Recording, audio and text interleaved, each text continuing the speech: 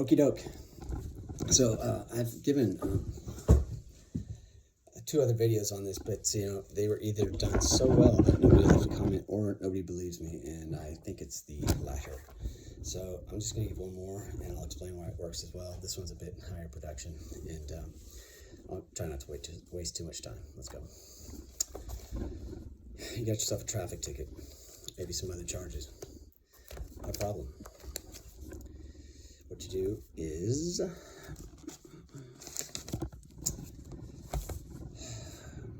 you say you're here for that matter. You don't claim that you are whatever your name is. In my case, David Stria. I'm not going to say, oh, I'm here. I'm not going to say I am David Stria either. I will not plea. I will say I'm a friend of the court. I will not claim or acknowledge the name. I'll ask for the claimant. I'll stay in honor. I won't make claims. I will look for the proper notice. And that's it, really. So let's go over the principles and why this works. Okay. You say you're here for that matter because if you claim the name in any way, you're creating a controversy or you're making a claim. And if that's the case, now they got something to rule on. Therefore, you're under the jurisdiction. It doesn't matter if you claim the name when you got pulled over. It doesn't matter if you gave them a so-called driver's license. But in court, and when they call you for roll, just say I'm here for that matter. In my case, I said that, and they said, well, are you David Stria? And I said, how can I be a name? Come on. Then when you approach the bench and you talk to the judge for the first time, just tell him you're a friend of the court, and that's why you're showing up. You showed up as a friend of the court because if you show up because you were summoned, then that's you saying that you're the name, and you don't want to do that. And remember, the government owns that name. They created the birth certificate. They own the birth certificate. You can only get a certified copy. And on the VitaCheck website, it says, contrary to popular belief, the data and information contained on those documents is owned by the issuing agency, meaning Vital Records vis-a-vis the United States government. They own that name. It even says on the back of the Social Security card, if you flip it over, it says property of Social Security Administration. Okay? Now, so you're going to go in there. You're going to tell them, Judge, I'm here as a friend of the court, and I'm here because I've been told, and you say I've been told because you didn't answer any mail, right? That said you had to go to court. That there's a controversy concerning the name that I allegedly used. Is someone making a claim down here? And if so, who? And when can I meet him? Judge, I'd like to handle this honorably, and I have no proper notice. Okay, so I'll tell you what those things mean as well. When you ask to speak to the claimant, you're asking basically for first-hand testimony, and you're accepting their presentment in honor. And what that means is, if you look up UCC and honor dishonor, you'll get a little blurb about it. But basically, we're all under this UCC laws, and that's like commerce. And when someone presents you with something, you have the chance to honor it, which is pay it, conditionally honor it, which is pay it under a condition, or dishonor it, which is ignore it or not pay it, or dispute it. And so what I do and what others have done is they go in and they conditionally honor the presentment. And that way you're not refusing. There's nothing for the judge to rule on, because if I take someone to court for $5 and they say, sure, I'll pay you, just show up to court, then what is there for the judge to rule on? Nothing, because there's no controversy. There's no competing claims. So I go in there and I go, I'm a friend. Judge, I'm here as a friend of the court. I've been told that there's a controversy concerning the name that I allegedly used. And I'd like to meet with the claimant in order to handle this honorably. If someone's claiming something, then, where is he? I have no proper notice. And you don't have the proper notice. That is an agreement with someone or something that, you are the name or that you own the name, and neither of which are true.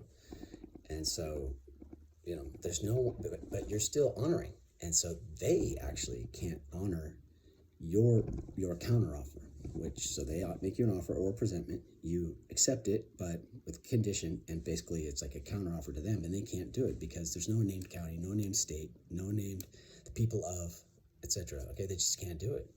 And sometimes the attorney or whoever will say, I'm the state. And you go, your name is state? And he'll be like, no, my name's Balboni, and I work for the state. And you go, okay, well, when was the last time you talked to the state and the state told you that I did this? and gave you the first-hand knowledge. Remember, it's not the prosecutor bringing the claim, it's not the judge bringing the claim, it's the county cemetery. This doesn't work with people, by the way. If it's someone bringing a claim against you, don't try this because you'll get slammed. Now, so I've went over who owns a name. Yeah, if you claim that name, you're basically saying that you're surety for that name. And that means like taking responsibility for it. You could look that word up if you want. Yeah, so that's that. And just stay in honor. And friend of the court, right? Agreement, who's making it? Yeah, find out who's making the claim. And I like to say something like when I tell the judge that I'd like to handle this honorably, and I go, and I trust fully that this honorable court will settle the accounts honorably as well, or just I trust you to settle the accounts honorably as well, Judge. That's good. And I've used this for parking tickets. Tickets where I've been on camera blowing through a stop sign. I had no license, no registration, no insurance. I've used it for the California Franchise Tax Board. When they sent me something that said like $700 for a registration, boom, gone. Well, not boom. I had to send them a couple letters, but and I wrote in the one for the parking. I just asked them the questions. They sent me a thing back. They said, you haven't provided any evidence. I go, well, no, you're right. I didn't. I'm actually asking you guys questions that they couldn't answer. The thing went away.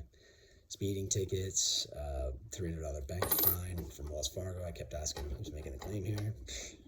They couldn't prove that Wells Fargo had said anything. I mean, could you prove that legal fiction had said anything? It doesn't have hands or mouth. So, sorry guys. And I've heard recordings of people doing this in court for possession. I don't know. I can't remember. Cocaine. And other driving offenses, lack of registration and these things. It's a very nice tool. And, what I recommend is thinking of all the things that they're going to bring up, the objections or the questions or the statements that the court will bring up, and you need to think of questions to ask them back because you always want to answer their statements or their questions with questions.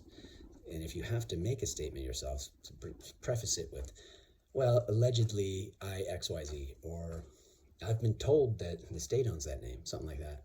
But a better way would be, could it be possible the state owns that name? Or don't you know the state owns that name, Judge? Or that might be a little dicey, but things like that, you want to ask questions. That way you're not making any statements. Just try to ask questions. Now, I'll give you a good one. Judge pulls out a photocopy of the license I allegedly used. Says, is this your picture? I said, Judge, I believe possession is 9/10 of the law, and look who's holding it. Wouldn't that make it your picture? I mean, he's holding it, right? He asked me 2 more times if it was me in a different way, and I said, is somebody claiming it's me? And I said, how could that be me? I'm right here, Judge. How could it be me? And just to let you know, as a little side piece, identity comes from the Latin word, I think a French word, idem, which means the same as. And so are you the same as a piece of plastic or a name or a word? Are you a word? No. See, some might say, oh, I'm David Stria, but I'm not. David and Stria are 2 words. They're called names. Our parents choose them. So, but we're not named. We're men and women who use names. So how could it be mine? And how could I be that, right? And that's just how it goes. So practice, think of the things you're going to say, get your answers squared away, and, keep to those points. Ready? I'll go over them again. I'm here for that matter when they call your name. You're showing up as a friend of the court. You do not plea in any way, because then it's you taking responsibility for the name. And a nice response for that is, well, I wouldn't want to meddle in the affairs of court, would I? Do not claim or acknowledge the name. Say that you've been told that there's a controversy concerning the name you use, and very important. I totally forgot. When right after the friend thing of court, say I believe there's been a mistake, and then say I believe I've been told there's a controversy concerning the name that I allegedly used. When can I speak to the claimant and correct this mistake? Yeah, that's very important. Good thing you watched to the end.